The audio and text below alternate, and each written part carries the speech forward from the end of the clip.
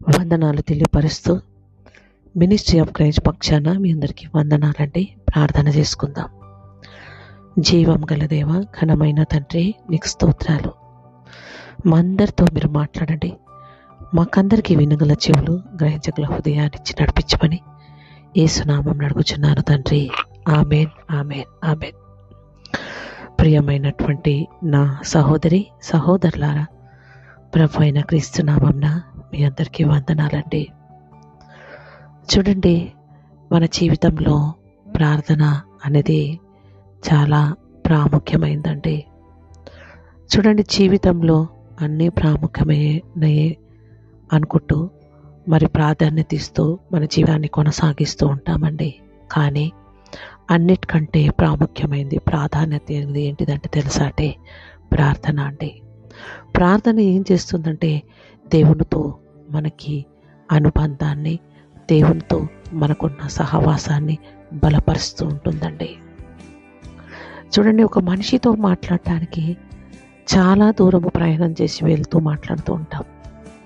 కానీ మనని రక్షించినటువంటి దేవునితో మాట్లాడటానికి మాత్రము మనము చాలా దూరం అయిపోతున్నామేమో. అందుకే ఏ రోజు ప్రభు జ్ఞాపకం చేస్తూ మాట్లాడుతున్నాడండి. మనము ప్రార్థన చేసినప్పుడు మరి దేవుని ఒక హృదయాన్ని కదిపే ప్రార్థన చేసేటటువంటి ఆ కృపను మనం పొందుకోవాలండి. చూడండి, కొన్ని చోట్ల మనం వెళ్ళినప్పుడు ఎవరినైనా ప్రార్థించమన్నప్పుడు నాకు ప్రార్థన రాదు అంటుంటామండి.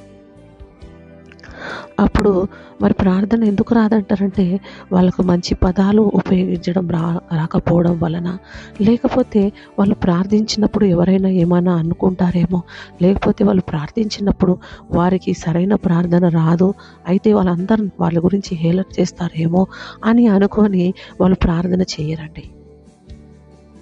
కాబట్టి మరి ఆ చేయనప్పుడు మరి దేవుడు ఎప్పుడు అడగలేదు. నువ్వు చేసే చిన్న ప్రార్థన, నీకు వచ్చిరాని ప్రార్థనకు కూడా దేవుడు వినేటటువంటి దేవుడు అండి. అనుకోవచ్చును, నేను చేసే ప్రార్థన దేవుడు వింటాడో వినడో అనుకోవచ్చు. కానీ నీ ప్రార్థన, నీ హృదయ అంతరంగంలోంచి పెట్టేటటువంటి మొర దేవుడు వింటాడండి. హల్లెలూయా. చూడండి, ప్రార్థన మనము ఎప్పుడైతే ప్రార్థన చేస్తామో మన పరిస్థితి మారుతుందండి. ఎప్పుడైతే ప్రార్థన చేస్తున్నామో అప్పుడు మన కుటుంబాన్ని చక్కబెడుతుందండి. ఎప్పుడైతే మనం ప్రార్థన చేస్తామో మన బిడ్డల్ని బాగు చేస్తుందండి. ఎప్పుడైతే ప్రార్థన చేస్తామో మనకున్న స్థితిగతులు మారుతుంటాయండి. ఎప్పుడైతే ప్రార్థన చేస్తామో మన పాపంలోంచి మనం విడుదల పొందుకుంటామండి. ఎప్పుడైతే మనం ప్రార్థన చేస్తామో మనం పాపంలో పడకుండా కాపాడుతుందండి. ఎప్పుడైతే మనం ప్రార్థన చేస్తామో మరి మనని లోకానికి చేరుస్తుందండి ప్రార్థన. కాబట్టి మనము ప్రార్థన మానేయొద్దండి. నీకు ప్రార్థన రాలేదంటే నువ్వు ప్రభు సన్నిధికి వెళ్ళి అడుగు. దేవా, నాకు ప్రార్థన రావడం లేదు, ఎలా ప్రార్థించో నాకు నేర్పించు ప్రభువా అని అడుగు. దేవుడు నేర్పిస్తాడు. హల్లెలూయా. వాళ్ళెవరు నా గురించి ఇలా హేళన చేసుకొని మాట్లాడుకుంటారే, మాట్లాడుకొని దేవుడు నువ్వు చేసే ప్రార్థనకు జవాబిచ్చినప్పుడు వాళ్ళే ఆశ్చర్యపోయే కార్యం దేవుడు చేస్తాడేమో. నేను ప్రార్థించమని అడిగినప్పుడు నువ్వు ప్రార్థన చేయకుండా మరి మానద్దు. ఎందుకంటే దేవుని చిత్తం లేనిది, దేవుని యొక్క తలంపు లేనిది నేను ప్రార్థన చేయమని ఎవరు అడగరు. నీ ప్రార్థన దేవునికి ఇష్టం కాబట్టి అడుగుతున్నాడేమో.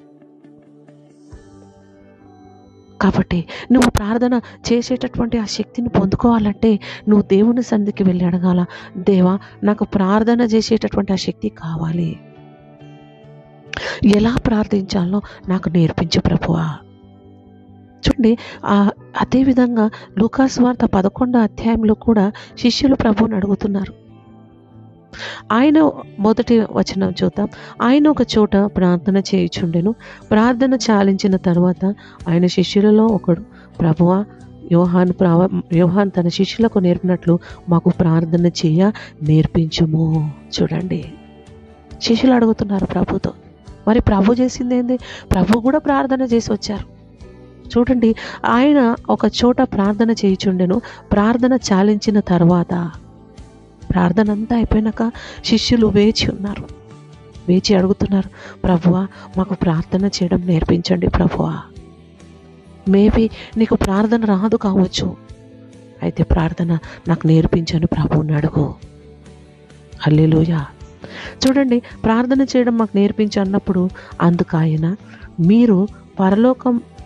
మీరు ప్రార్థన చేయనప్పుడు తండ్రి నీ నామము పరిశుద్ధపరచబడునుగాక, నీ రాజ్యము వచ్చునుగాక ఇలా ప్రార్థించాలి. చూడండి, ఆయన రాజ్యము రావాలని, మరి ఆయన చిత్తం జరగాలని, ఆయన నామము పరిశుద్ధపరచబడాలని ఇలాంటి ప్రార్థన చేయాలని ప్రభువు నేర్పిస్తున్నారండి. మాకు కావలసిన అనుదిన ఆహారం మాకు దయచేయము. చూడండి, దేవుడు ఆహారం కోసం ప్రార్థించమన్నాడు. అందుకే ఆకాశ పక్షులు చూడండి, అవి విత్తవు కోయవు కూర్చుకొనవు, కానీ వాటిని పరలోకమందు తండ్రి పోషిస్తున్నాడు. మరి మీరు వాటికంటే శ్రేష్ఠులు కాదా? మిమ్మల్ని కూడా దేవుడు పోషిస్తాడు అంటున్నాడండి. అనుదిన ఆహారం కోసం ప్రార్థించమంటున్నాడు. మేము మాకిచ్చి ఉన్న ప్రతి వాణిని క్షమించుచున్నాం కనుక మా పాపాలని క్షమించండి. చూడండి, పాపాలని క్షమించమని ప్రార్థించమంటున్నాడు. మేము ఇతరులని క్షమిస్తున్నాం కదా ప్రభా, మమ్మల్ని కూడా క్షమించు అని ప్రార్థించమంటున్నాడు. చూస్తే మళ్ళీ ఏమంటున్నాడు, మమ్ము శోధన తేకుము అని పలుకుము అంటున్నాడు. శోధనలో పడకుండా కాపాడుమని ప్రార్థించమంటు, శోధనలో పడకుండా రక్షించమని ప్రార్థించమని అంటున్నాడు దేవుడు. మనం ఎలా ప్రార్థించాలో దేవుడు మనకు నేర్పిస్తున్నాడండి. మేబీ నీకు ప్రార్థన రాదు కావచ్చు, దేవుడిని అడుగు, దేవా నేను ఎలా ప్రార్థించాలో నాకు నేర్పించు ప్రభా, నా బిడ్డల కోసం నేను ఎలా ప్రార్థించాలో నేర్పించు, నా కుటుంబం కోసం నేను ఎలా ప్రార్థించాలో నాకు నేర్పించు. చాలామంది కుటుంబాలు విచ్ఛిన్నం అయిపోతున్నాయండి. చాలామంది మాట్లాడుతూ నాతో చెప్తా ఉన్నారు, భర్త సమస్యలు, బిడ్డల సమస్యలు, బిడ్డలు చెప్పిన మాట వింటలేరు, భర్త మరి చెడు మార్గాల్లో తిరుగుతున్నాడు, ఆయన నేనేం చేయాలి, మరి చెప్తే వినేటటువంటి పరిస్థితి లేదు, ఏం చేయాలా అని చెప్పినప్పుడు మరి ప్రభువుని అడగాల, ప్రభువా మరి నా పరిస్థితి ఇలా ఉంది, నా కుటుంబ పరిస్థితి, నా బిడ్డలు నా మాట వింటలేరు, నేను వాళ్ళ కోసం నేను ఎలా ప్రార్థించాలో నాకు నేర్పించు ప్రభువా, నేర్పించమని అడగండి. దేవుడు ఖచ్చితంగా నీ ప్రార్థన విని నీ కుటుంబాన్ని మార్చే శక్తి దేవునికి మాత్రమే ఉందండి. మనుషులు ఎవ్వరూ మార్చలేరు నీ కుటుంబాన్ని, నీ బిడ్డల్ని మార్చలేరు, నీ భర్తను మార్చలేరు, నీ భార్యను మార్చలేరు. కానీ దేవుని సన్నిధికి వెళ్ళి నువ్వు ప్రార్థన చేసినప్పుడు దేవుడు అన్నిటినీ మార్చే శక్తి ఆయనకు మాత్రమే ఉందండి. కాబట్టి నువ్వు ప్రార్థన చేయి. రాకపోవచ్చు, అడుగు, దేవా నాకు రావడం లేదు, ఎలా ప్రార్థించాలో నేర్పించు ప్రభా అన్నప్పుడు ఆయన నీకు ప్రార్థన నేర్పిస్తాడు, ఎలా ప్రార్థించాలో నేర్పిస్తాడు, ఏ విధంగా ప్రార్థిస్తే నీ కుటుంబం మారుతుంది నేర్పిస్తాడు. కాబట్టి నువ్వు ప్రార్థన చేయి. ఎందుకంటే ప్రార్థన పరిస్థితులు మారుస్తుంది, ప్రార్థన పాపం నుంచి విడుదలనిస్తుంది, ప్రార్థన మరి పాపంలో పడకుండా కాపాడుతుంది, ప్రార్థన మరి నీకున్న స్థితిగతులు మారుస్తుంది, ప్రార్థన నిన్ను పరలోకాన్ని చేరుస్తుంది, ప్రార్థన నీకు దేవునితో సహవాసం చేయడానికి అది నిన్ను బలపరుస్తుంది. కాబట్టి ప్రార్థన చేయడం నేర్చుకో, ప్రార్థించు. హల్లెలూయా. ఎంతగా ప్రార్థిస్తే అంతగా విడుదల పొందుకుంటాం, ఎంతగా ప్రార్థిస్తే అంతగా దేవునితో ఉన్న అనుభూతిలో బలపరచబడతావు, ఎంతగా ప్రార్థిస్తే అంతగా నువ్వు దేవునికి దగ్గరగా జీవించే భాగ్యాన్ని పొందుకుంటావు. ప్రార్థించేటటువంటి ఆ కృప నువ్వు పొందుకుందువుగాక. ఆ ప్రార్థన శక్తితో దేవుడు నిన్ను నింపునుగాక, ఆ ప్రార్థన ఆత్మతో దేవుడు నిన్ను నింపునుగాక.